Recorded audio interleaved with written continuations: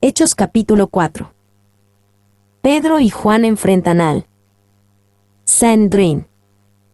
A Pedro predica a los líderes judíos. 1:1-4. El arresto de Pedro y Juan. Hablando ellos al pueblo, vinieron sobre ellos los sacerdotes con el jefe de la guardia del templo, y los saduceos, resentidos de que enseñasen al pueblo, y anunciasen en Jesús la resurrección de entre los muertos. Y les echaron mano, y los pusieron en la cárcel hasta el día siguiente, porque era ya tarde. Pero muchos de los que habían oído la palabra, creyeron, y el número de los varones era como 5,000. El jefe de la guardia del templo, esto se refiere a la fuerza policial de los recintos del templo.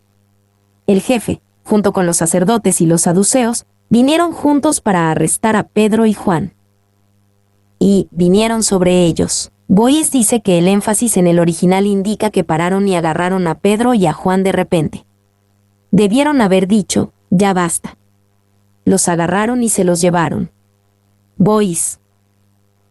B. Resentidos. Claro que los saduceos estaban resentidos de que Pedro y Juan enseñasen al pueblo, y enunciasen en Jesús la resurrección de entre los muertos. Ellos no creían en la vida después de la muerte o en la resurrección.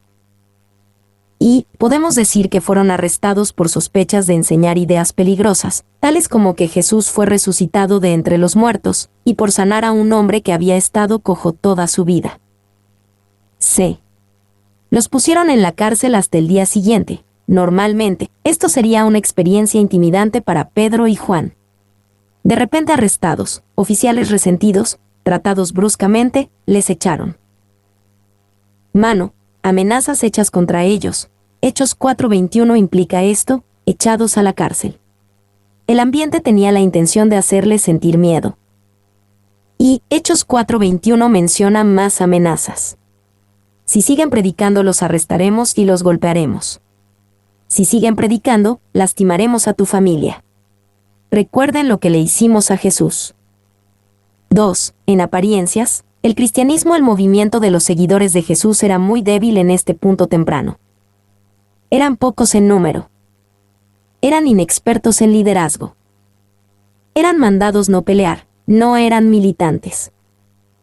Se les opusieron las instituciones que habían existido por cientos de años. 3. Boyes nota que Hechos 4:1-6 alista por lo menos 11 diferentes grupos o individuales oponiéndose a estos seguidores de Jesús. Grupos: sacerdotes y saduceos. Hechos 4:1, gobernantes, ancianos, escribas. Hechos 4:5, y otros de la familia del sumo sacerdote. Hechos 4:6.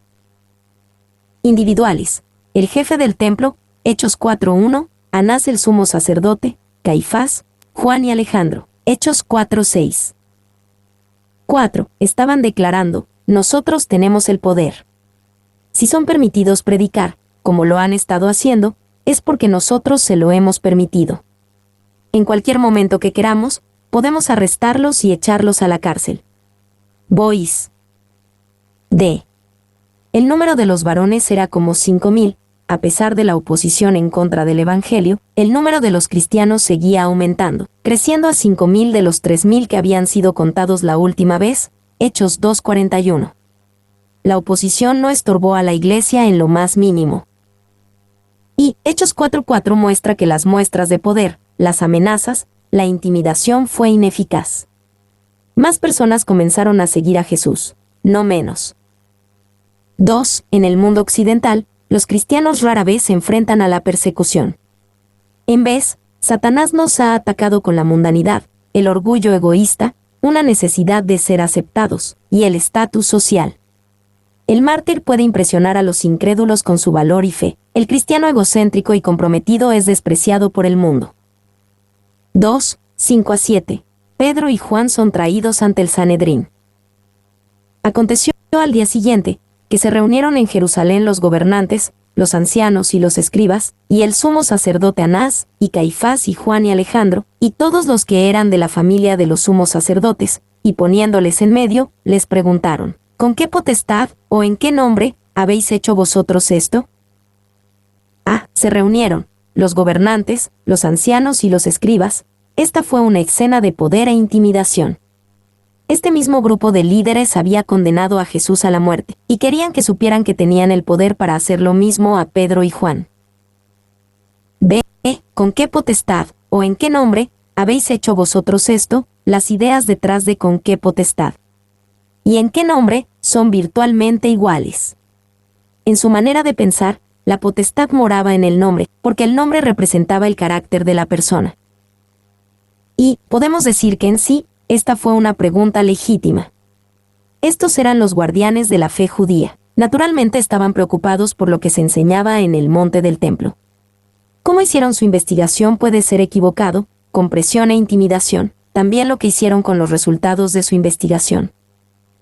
3, 8 a 12, Pedro predica osadamente a los líderes judíos.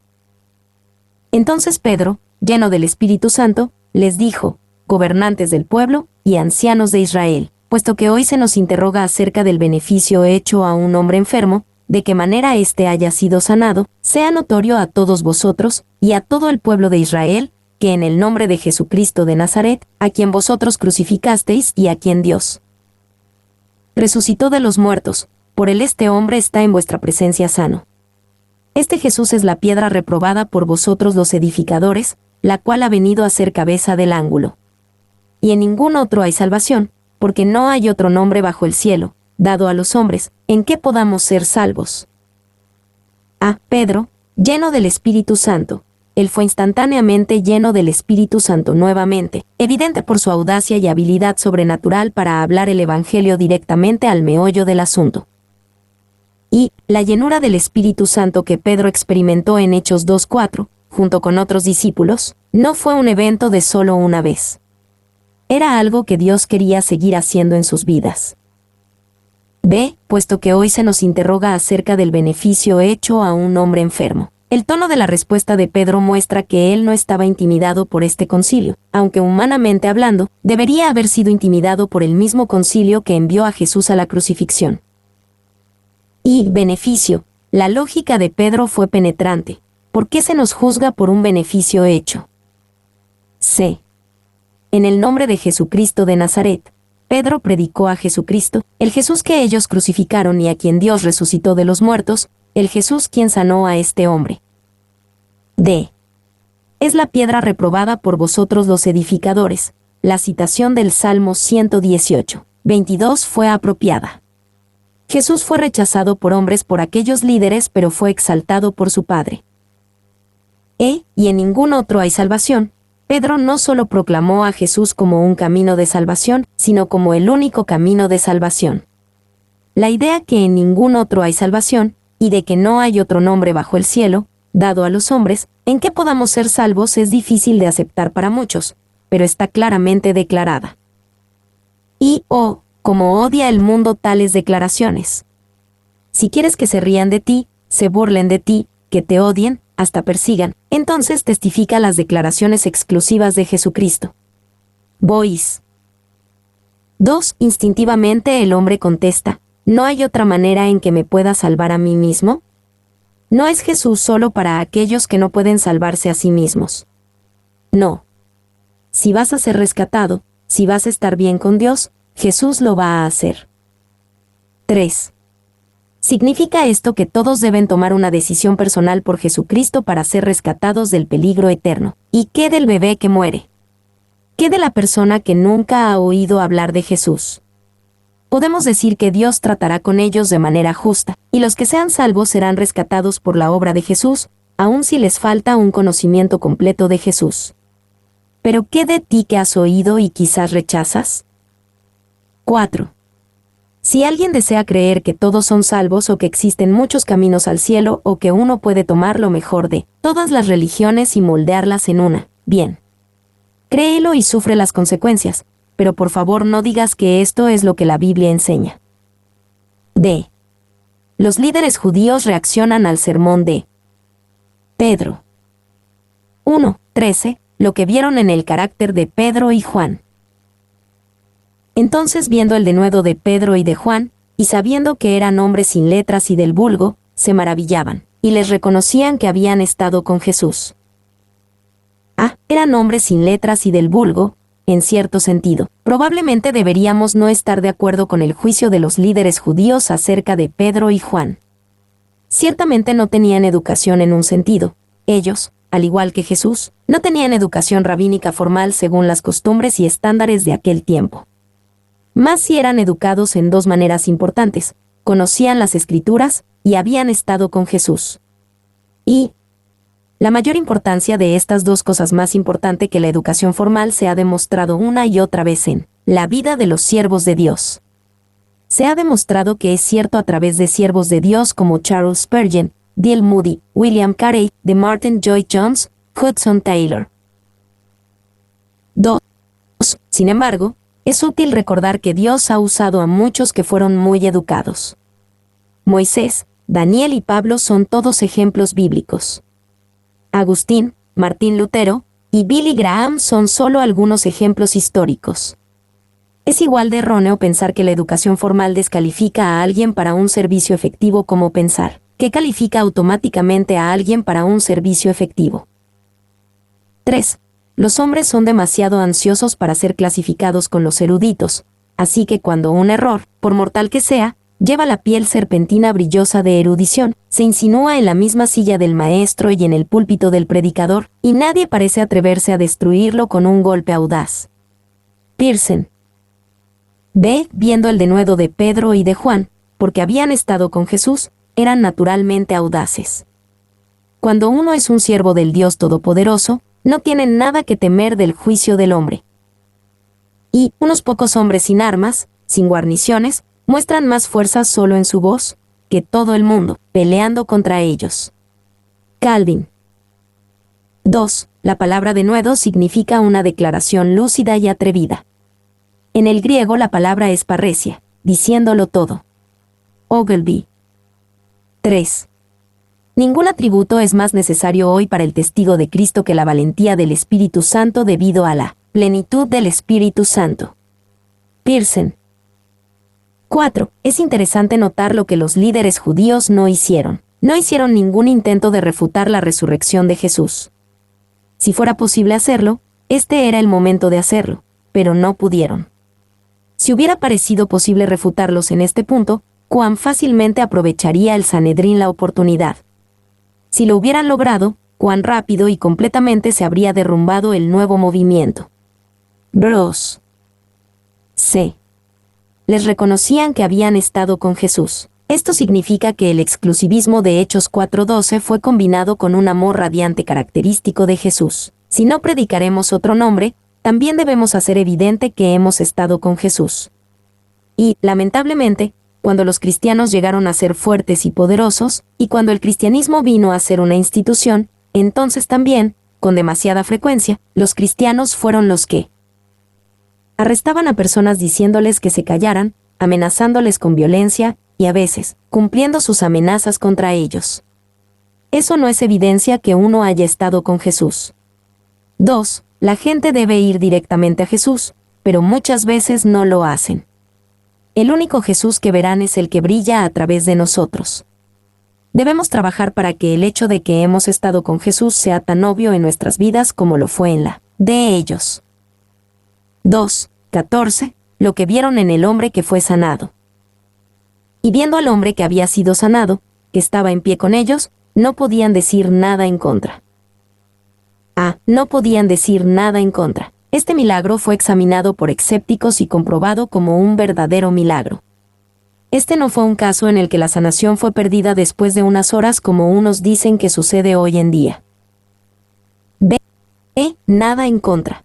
Previamente, este hombre era completamente cojo. Tenía que ser cargado a donde quiera que fuera. Hechos 3:2. Ahora estaba completamente sanado.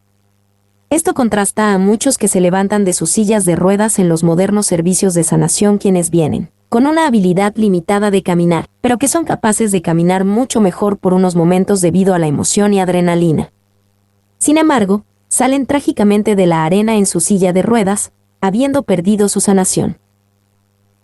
3:15-18. Tomando consejo. Los líderes judíos le ordenan a Pedro y a Juan que dejen de predicar a Jesús. Entonces les ordenaron que saliesen del concilio, y conferenciaban entre sí, diciendo: ¿qué haremos con estos hombres? Porque de cierto, señal manifiesta ha sido hecha por ellos, notoria a todos los que moran en Jerusalén, y no lo podemos negar.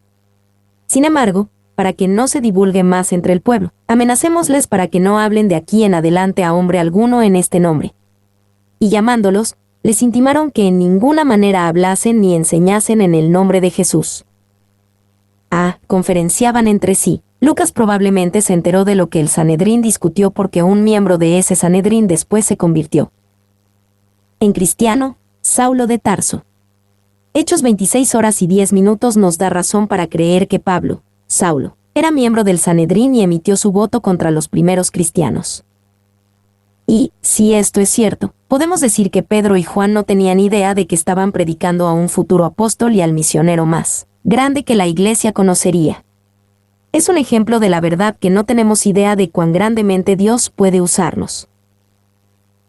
No lo podemos negar, la corrupción de sus corazones era clara. Reconocían que un milagro realmente había sucedido, pero se rehusaron someterse al Dios que hizo el milagro. Para que no se divulgue más entre el pueblo, su temor a la predicación de Jesús se basaba en su propio interés pecaminoso, no en un deseo de proteger al pueblo. 19-20, Pedro y Juan responden al mandamiento de dejar de predicar a Jesús. Mas Pedro y Juan respondieron diciéndoles: Juzgad si es justo delante de Dios obedecer a vosotros antes que a Dios, porque no podemos dejar de decir lo que hemos visto y oído. Juzgad si es justo delante de Dios obedecer a vosotros antes que a Dios. Era evidente que debían obedecer a Dios en vez del hombre. Pedro hizo un apelo efectivo a esta verdad. Porque no podemos dejar de decir, Pedro y Juan tienen que hablar de lo que habían visto y oído. Tenían que hacerlo, no solo por la compulsión del Espíritu Santo, sino también por el mandato de Jesús. Me seréis testigos en Jerusalén, Hechos 1:8. Decir lo que hemos visto y oído, ellos no originaron este mensaje, simplemente lo transmitieron como testigos confiables. 21-22, Pedro y Juan son liberados con amenazas de castigo futuro. Ellos entonces les amenazaron y les soltaron, no hallando ningún modo de castigarles, por causa del pueblo, porque todos glorificaban a Dios por lo que se había hecho, ya que el hombre en quien se había hecho este milagro de sanidad, tenía más de 40 años. No hallando ningún modo de castigarles, por causa del pueblo. Los líderes judíos no se conmovieron por un obvio milagro de Dios, pero respondieron a la opinión pública. Esto comprueba que les importaba mucho más la opinión del hombre que la opinión de Dios. Todos glorificaban a Dios por lo que se había hecho. Toda esta situación comenzó a verse muy mal. Pedro y Juan estaban en juicio ante la misma corte que envió a Jesús a Pilato para que lo crucificara.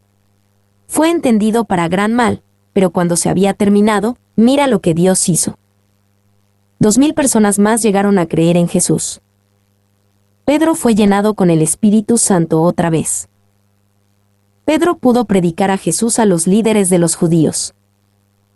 Examinadores hostiles confirmaron una sanación milagrosa. Los enemigos de Jesús fueron confundidos. Pedro y Juan fueron más valientes por Jesús que nunca. Dios fue glorificado. La iglesia primitiva ora por valentía. 23-24, Introducción, ellos reconocen a su Dios. Y puestos en libertad, vinieron a los suyos y contaron todo lo que los principales sacerdotes y los ancianos les habían dicho. Y ellos, habiéndolo oído, alzaron unánimes la voz a Dios, y dijeron: Soberano Señor, tú eres el Dios que hiciste el cielo y la tierra, el mar y todo lo que en ellos hay. Contaron todo lo que los principales sacerdotes y los ancianos les habían dicho. Pedro y Juan tenían buenas noticias que contar. Podemos imaginarlos diciendo: pudimos contarles de Jesús. Ellos se dieron cuenta que somos como Jesús. Nos dijeron que no le contáramos a otros acerca de Jesús. Y, en respuesta, la comunidad primitiva cristiana, los suyos, probablemente los apóstoles y algunos otros tuvieron una junta de oración. Eventos importantes los motivaban a la oración. Alzaron unánimes la voz, ellos oraron vocalmente. Ciertamente es posible orar en silencio en nuestras mentes, pero enfocamos nuestros pensamientos más efectivamente cuando hablamos en oración. Y la palabra voz está en singular. Esto significa que no todos oraron individualmente, hablando al mismo tiempo. Una persona oró y todos estuvieron de acuerdo con esa, de modo que realmente estaban orando con una sola voz. 2. Unánimes ellos levantan su voz a Dios. Esto no significa que todos oraron a la vez. Eso hubiera sido confusión. Desorden en reuniones. Una cantidad de personas hablando al mismo tiempo de manera ruidosa con demostraciones exteriores es una evidencia de que el Espíritu Santo no está dirigiendo, porque Dios no es un Dios de desorden. Guy Blaine. Se unánimes, ellos oraron en unidad. No hubo conflictos ni contiendas entre ellos. No había un grupo diciendo, debemos orar por esto y otro diciendo, debemos orar por aquello. Tenían la misma mente cuando oraban. Señor, tú eres el Dios. Empezaron por recordar a quién oraban. Oraban al Señor de toda creación, el Dios de todo poder. Y esta palabra Señor no es la palabra usual para Señor en el Nuevo Testamento, es la palabra griega despets. Era una palabra usada para un dueño de esclavos o gobernador cuyo poder no puede ser cuestionado. Oraban con poder y confianza porque sabían que Dios estaba en control. 2. Cuando oramos, a menudo olvidamos a quién oramos, o peor aún, oramos a un Dios imaginario de nuestras propias ideas. Los discípulos tenían poder en la oración porque sabían a quién oraban. 2. 25 a 28. Ellos oran a la luz de las Escrituras. Que por boca de David tu siervo dijiste. ¿Por qué se amotinan las gentes? ¿Y los pueblos piensan cosas vanas? Se reunieron los reyes de la tierra. Y los príncipes se juntaron en uno. Contra el Señor y contra su Cristo. Porque verdaderamente se unieron en esta ciudad contra tu santo Hijo Jesús, a quien ungiste, Herodes y Poncio Pilato, con los gentiles y el pueblo de Israel, para hacer cuanto tu mano y tu consejo habían antes determinado que sucediera. Por boca de David tu siervo dijiste, Pedro, hablando por todos los discípulos, recordando que oraban unánimes, reconoció que las palabras del Antiguo Testamento, Salmo 2 para ser exacto, realmente eran las palabras de Dios. Dios estaba hablando por boca de David su siervo. Y es un punto importante. Pedro creía que las palabras del rey David, registradas en Salmo 2, eran actualmente las palabras del Señor Dios dichas por boca de David. Pedro tenía una perspectiva alta de las Santas Escrituras. ¿Por qué se amotinan las gentes, y los pueblos piensan cosas vanas? Pedro citó Salmo 2 porque él y los otros discípulos entendían lo que había pasado al ver lo que la Biblia dice al respecto. Del Salmo 2, entendían que debían esperar este tipo de oposición y no ser molestados por eso porque Dios estaba en control de todo. Y Salmo 2 expresa plena confianza en Dios y su victoria. Él es el Rey. Él es gobernador en Sión. Siervos puedes atar, pero la palabra de Dios no es atada. Y esa palabra del Evangelio desatada, poderosa y libre se extendió desde Jerusalén, esa remota ciudad del Imperio Romano, para permear y eventualmente transformar el mundo entero. 2. Cuando oramos, debemos ver nuestras circunstancias a la luz de la palabra de Dios. Por ejemplo, cuando estamos en conflicto, quizá necesitamos saber que no tenemos lucha contra sangre y carne, sino contra principados, contra potestades, contra los gobernadores de las tinieblas de este siglo, contra huestes espirituales de maldad en las regiones celestes. Efesios 6:12. 3. Viendo nuestras circunstancias a la luz de la palabra de Dios también significa que hay un problema de pecado. Entonces, debemos decir con él. Salmista, mientras callé, se envejecieron mis huesos, en mi gemir todo el día. Porque de día y de noche se agravó sobre mí tu mano, se volvió mi verdor en sequedades de verano. Salmos 32, 3-4, Peterson. Quizá estemos en el mismo lugar que el salmista, en pecado y necesitados de confesar y estar bien con Dios. 4. También usamos las Escrituras en oración para orar las promesas de Dios. Cuando necesitamos fuerzas, podemos orar según Efesios 3:16 para que os dé, conforme a las riquezas de su gloria, el ser fortalecidos con poder en el hombre interior por su espíritu. la palabra de Dios hablará a nuestra situación. C. Hacer cuanto tu mano y tu consejo habían antes determinado que sucediera. Debido a que vieron sus circunstancias a la luz de la palabra de Dios, pudieron reconocer que la ira del hombre nunca operaba fuera de la esfera de control de Dios. Estos enemigos de Jesús solo podían hacer lo que la mano de Dios permitía. Y esto trae verdadera paz, sabiendo que todo lo que venga a mí ha pasado primero por la mano de Dios, y Él no permitirá que aún los actos más malvados de los hombres resulten en un daño permanente. 3. 29 a 30. Piden más valor, más poder y más problemas. Y ahora, Señor, mira sus amenazas, y concede a tus siervos que con todo denuedo hablen tu palabra, mientras extiendes tu mano para que se hagan sanidades y señales y prodigios mediante el nombre de tu Santo Hijo Jesús. A. Concede a tus siervos que con todo denuedo hablen tu palabra. Esta petición es consumada con la causa y gloria de Dios, no con el confort y avance de los discípulos. Ellos piden cosas que resulten en más confrontación, no menos. B. Mientras extiendes tu mano para que se hagan sanidades, ellos no pedían hacer milagros ellos mismos. Ellos entendían que Jesús sana por su propia mano, y que lo hace desde el cielo a través de su pueblo. Y es una trampa anhelar ser usado para hacer cosas milagrosas.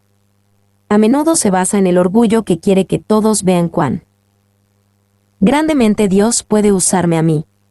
Debo deleitarme en el poder de Dios, no porque Él me haya usado a mí para mostrarlo. 4. 31. Su oración es contestada. Cuando hubieron orado, el lugar en que estaban congregados tembló, y todos fueron llenos del Espíritu Santo, y hablaban con denuedo la palabra de Dios. El lugar en que estaban congregados tembló, se les dio un temblor como un emblema único del placer de Dios. No sabemos el alcance del temblor, puede haber estado confinado a la casa misma. Y la presencia del Espíritu Santo era tan maravillosamente manifestada que aún las paredes muertas imitieron el poder del Espíritu de vida, lo material respondió a lo espiritual. Pearson, aquellas paredes no cambiaron, ni llegó a ser aquel un lugar santo donde el Espíritu de Dios siempre moraba. De manera similar, una persona puede ser sacudida por el Espíritu Santo sin ser transformada o habitada por el Espíritu de Dios. 2. Este temblor es registrado en Hechos 4:31. Alguien señaló que el gran temblor de Northridge en 1994 sucedió a las 4:31 de la mañana. Esto no significa nada. Podemos considerarlo simplemente como una curiosa coincidencia, especialmente porque no hay nada particularmente inspirado en las divisiones de los capítulos y versículos de las traducciones modernas. B. Todos fueron llenos del Espíritu Santo, fueron llenados del Espíritu Santo, otra vez. La experiencia del día del Pentecostés no fue una experiencia única. Para Pedro, esta era la tercera vez que se dice específicamente que él era lleno del Espíritu Santo. Y la idea que somos llenos del Espíritu solamente en la experiencia que se conoce como el bautismo del Espíritu Santo es errónea, aunque puede que haya una maravillosa y primera rendición al poder del Espíritu. Debemos ser llenados continuamente con el Espíritu Santo y hacer nuestra inmersión en él una experiencia constante. Se hablaban con denuedo la palabra de Dios, recibieron el denuedo que habían pedido. La palabra denuedo significa una lúcida y osada declaración. En el griego la palabra es parresia, diciéndolo todo. Ogilvy. Y este denuedo es necesario hoy, necesitamos decirlo todo. Con frecuencia, escondemos deliberadamente la obra de Dios en nuestra vida de los quienes realmente se beneficiarían al escucharla. 2. Su denuedo era un regalo de Dios, recibido por oración. No era algo que intentaron crear en sí mismos. De el corazón compartidor de la Iglesia. Primitiva. 1. 32. Su actitud del uno hacia el otro y hacia las posesiones materiales. Y la multitud de los que habían creído era de un corazón y un alma, y ninguno decía ser suyo propio nada de lo que poseía, sino que tenían todas las cosas en común. La multitud de los que habían creído era de un corazón y un alma, y ninguno decía ser suyo propio nada de lo que poseía. Esta unidad fue una maravillosa evidencia de la obra del Espíritu de Dios entre ellos. Debido a su unidad, consideraban a las personas como más importantes que las cosas. Y esta unidad no es conformidad, donde todos son exactamente iguales. No es organizacional, donde todos deben ser forzados a la misma denominación. Las peores épocas en la historia de la Iglesia han sido cuando todos han formado parte de una gran organización. No es ese tipo de unidad. Boys. B. Tenían todas las cosas en común, reconocían que Dios era el dueño de todo, todo pertenecía a Dios y a su pueblo. Porque Dios había tocado sus vidas tan profundamente, les resultaba fácil de compartir todas las cosas en común. C. Todas las cosas en común, no es correcto ver esto como una forma temprana de comunismo. El comunismo no es koinonia. El comunismo dice, lo que es tuyo es mío, lo tomaré. Koinonia dice, lo que es mío es tuyo, lo compartiré. Lazor. Y el griego aquí no significa que todos vendieron sus propiedades a la vez, sino que de vez en cuando esto se hacía cuando el Señor traía necesidades a su atención. Ortón. 2. Probablemente también hubo una razón inmediata para este compartimiento significativo de todas las cosas en común. Desde el Pentecostés, había multitudes de aquellos que habían creído y muchos de ellos eran de tierras lejanas. Sin hogares o trabajos permanentes en Jerusalén y Judea, los que se quedaban en Jerusalén para aprender más acerca de ser seguidores de Jesús necesitaban apoyo especial de la comunidad cristiana. 3. Algunos piensan que este compartimiento radical de posesiones entre la iglesia primitiva fue un error. Dicen que se basó en la idea equivocada de que Jesús regresaría inmediatamente y que condujo a la iglesia de Jerusalén a mucha pobreza. 2. 33. El testimonio efectivo de los apóstoles. Y con gran poder los apóstoles daban testimonio de la resurrección del Señor Jesús, y abundante gracia era sobre todos ellos. Con gran poder, este es el resultado y la raíz de la actitud en el versículo anterior. Hechos 4:32 muestra que ponen a Dios primero, a las personas segundo, y a las cosas materiales tercero. B. Daban testimonio de la resurrección. Nota de nuevo el lugar central que la resurrección de Jesús tuvo en el mensaje de los primeros cristianos. Predicaron a un Jesús resucitado. Su abundante gracia era sobre todos ellos. La gracia es el favor de Dios, su sonrisa desde el cielo, y era sobre todos ellos. El favor de Dios era evidente en todos lados. Y abundante gracia. Hughes dice que esto es literalmente mega gracia. Gran poder es mega poder. 3. 34 a 37, ejemplos de donaciones en la iglesia primitiva. Así que no había entre ellos ningún necesitado, porque todos los que poseían heredades o casas, las vendían, y traían el precio de lo vendido, y lo ponían a los pies de los apóstoles, y se repartía a cada uno según su necesidad. Entonces José, a quien los apóstoles pusieron por sobrenombre Bernabé, que traducido es hijo de consolación, levita, natural de Chipre, como tenía una heredad, la vendió y trajo el precio y lo puso a los pies de los apóstoles. Todos los que poseían heredades o casas, las vendían. Este dar tan radical era absolutamente necesario para satisfacer las necesidades de esta iglesia que crecía rápidamente. Recuerda, muchos de estos cristianos de Jerusalén vivían como refugiados de afuera, después de haber respondido al Evangelio en el día de Pentecostés. B. Todos los que poseían heredades, la gente no esperaba a que otros dieran. Cuando surgía una necesidad, ellos daban lo que tenían para ayudar a otros. C. Se repartía a cada uno según su necesidad. Desafortunadamente, esta generosidad de los primeros cristianos pronto empezó a ser abusada. Después el apóstol Pablo enseñó acerca de quienes debían ser ayudados y cómo debían ser apoyados. Las instrucciones de Pablo eran que la iglesia debe discernir quiénes son los verdaderamente necesitados. 1 Timoteo 5:3. Si uno puede trabajar para mantenerse a sí mismo, no es verdaderamente necesitado y debe proveer para sus propias necesidades. 2 Tesalonicenses 3, 10-12, 1 Timoteo 5:8, 1 Tesalonicenses 4:11. Si la familia de una persona necesitada puede mantenerla, la iglesia no debe mantenerla. 1 Timoteo 5, 3-4. Aquellos que son apoyados por la iglesia deben regresar al cuerpo de la iglesia. 1 Timoteo 5, 5,10. Es correcto que la Iglesia examine la conducta moral antes de dar apoyo. 1 Timoteo 5, 9-13. El apoyo de la Iglesia debe ser para las necesidades más básicas del diario vivir. 1 Timoteo 6, 8. De José, a quien los apóstoles pusieron por sobrenombre Bernabé. Un hombre llamado Bernabé fue un notable ejemplo de este espíritu generoso.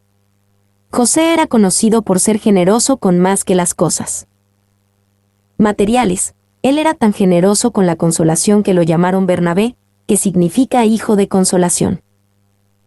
Mi nombre es Demim, soy tu asistente personal. Mi sitio en internet es demim.es.tl.